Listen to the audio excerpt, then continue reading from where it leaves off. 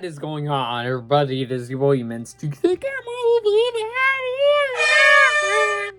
Back out with another review, and today we are continuing our Superman review series, and today we will be reviewing the fourth film in the Superman franchise of the Christopher Reeves universe, that of course being Superman 4, The Quest for Peace. But before we get into actual beginning of the video, let's guys, don't forget to subscribe to the channel because number one, it's absolutely free. Number two, also maybe able to the YouTube algorithm. And I recommend the video to more people, maybe they could join. That's it! And do feel free to comment your thoughts on Superman 4, The Quest for Peace down below.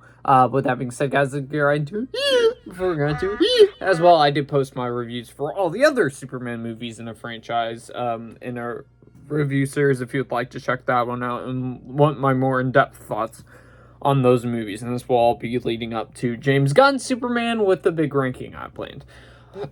But with that being said, before we get into actual beginning of the review itself, shall we? Let's give a quick plot synopsis of the film. So, transition issues, Seeing the United States and the Soviet Union engaged in a nuclear or arms race that could lead to Earth's destruction, Superman decides that he must take action. He collects all the nuclear warheads from the world and throws them into space.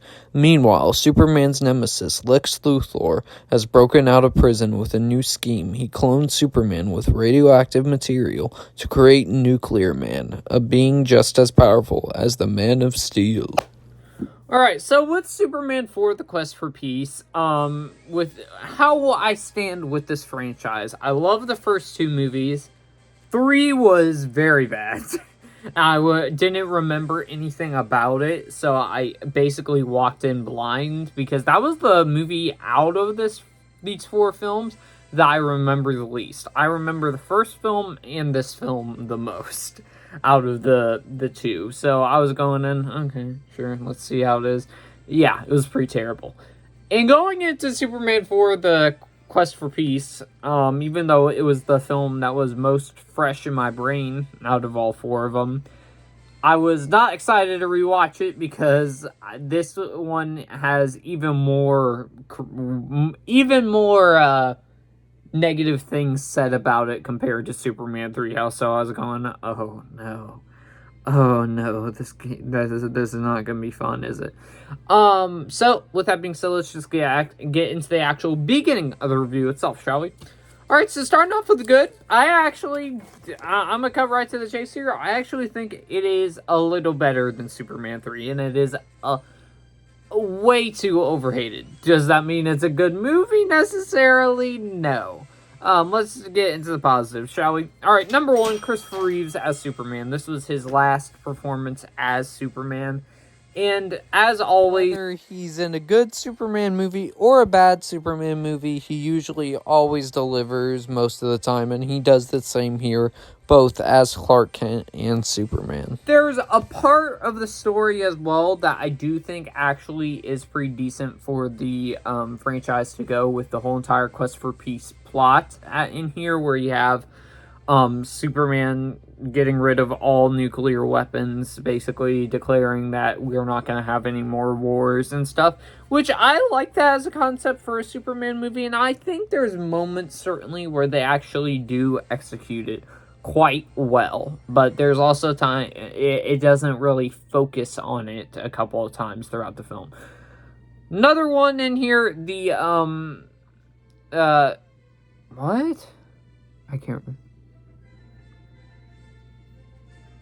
I don't know what that says. I can't read my handwriting sometimes. I apologize, guys. And I do think it is an entertainingly bad film.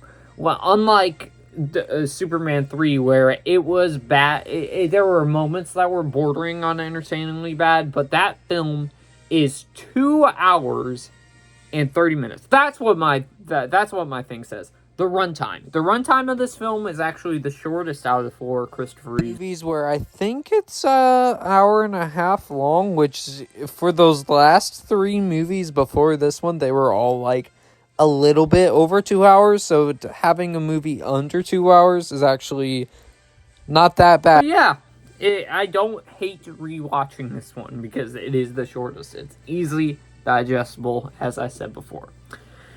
That's good done, though. Now let's move on to the mixed aspects. I have to put Lex Luthor's involvement in here, where I feel as if his involvement in the story feels actually more warranted compared to Superman 2. However, he's not the main villain in here. He's basically just a guy to create an adversary for Superman to fight later on in the film with a certain villain, which we'll talk about in a little bit. So I was 50-50 about that. And them bringing back Lois Lane is also my other mixed aspect. So if you recall how the last film ended with Superman basically getting engaged to his hometown sweetheart from Smallville, in this film they kind of totally ignore it and basically just bring Lois Lane back into the fold. Have this weird part of the story where Superman just keeps on. So if you recall, the ending to Superman 2 was Superman kissing Lois and making her forget everything. He does that multiple times in this film. And I was going, dang, Superman, you a dirty guy, aren't you? Because he's done it more than once, which is absolutely insane. That's a part of the film. Also, I forgot to mention another positive. I do like the part of the film where Superman's sick after the attack from Nuclear Man. So that's another positive. Now, ladies and gentlemen, we move on to the bad. First one, Nuclear Man as a villain. For me, easily tied with the computer from the last film for the worst villain in the Superman franchise. At least in here, he has a pretty decent costume, but that's it. Otherwise, he's just bland. And I hate how they wrote him. If you thought the effects in this franchise were bad, especially for like the first two, the third one and this one have easily the worst effects of the whole entire franchise. So the whole entire moon fight that you have between Superman and Nuclear Man here is so obviously a soundstage with a curtain behind that's supposed to be like the dark atmosphere of space. You can totally tell that's a curtain right there. You can totally tell it's not actually space, like a space background or anything. Along with that, during the moon fight sequence as well, when they're flying around on the moon, you clearly see the wires holding them up as they fly across the screen. It's laughably bad. So, like, that was just... I can't believe, wow, you couldn't even hide that, wow. I hate to be a broken record, but the last two films in this film have the same exact problem. Way too many storylines. You have Superman searching for the quest for peace. You also have him having an on and off again relationship with Lois Lane. You have the Nuclear Man getting involved. You have Lex trying to rule over LexCorp. So it's just, there is so many different storylines, in your words, exaggerating. The dialogue in ADR in here is absolutely terrible, particularly when Nuclear Man speaks. The ADR, it honestly is Madam Web, Kraven the Hunter. Levels of bad. Maybe it's stretching it a little bit, but my goodness, is it bad. It doesn't help that the acting in here feels downgraded, except for Christopher Reeves' performance in here, where most of the actors in here feel like they just don't want to be there. For example, what's her name?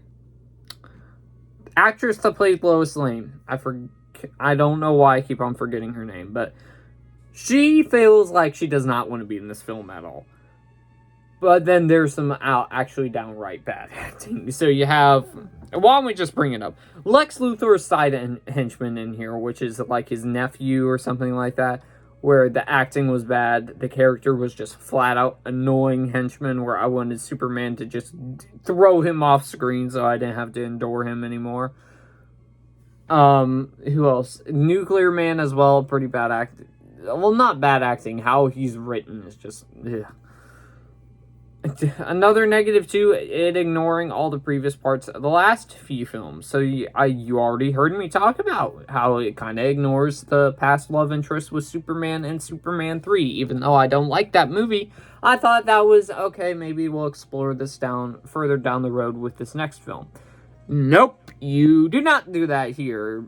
As well, ignore the majority of Superman 3, which I don't blame them, but still, could have kept some things. But with that being said, ladies and gentlemen, that is just my thoughts on Superman 4, The Quest for Peace. Before we get into the actual ending of the video, though, let's bring out the toxic media. This might surprise some people. I might get backlash for this, but I'm going to put this in toxic disappointment. Because even though it is a bad movie, I totally agree with you there. I still get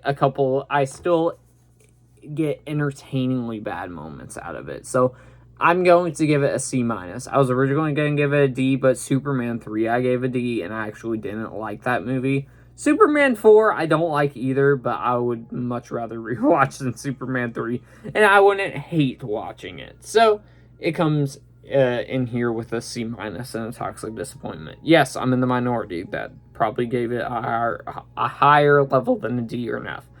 But, ladies and gentlemen, as I said, that's just my thoughts on Superman 4, The Quest for Peace. Please let me know your thoughts on this film down below. But with that being said, guys, I'll see y'all next one, everybody.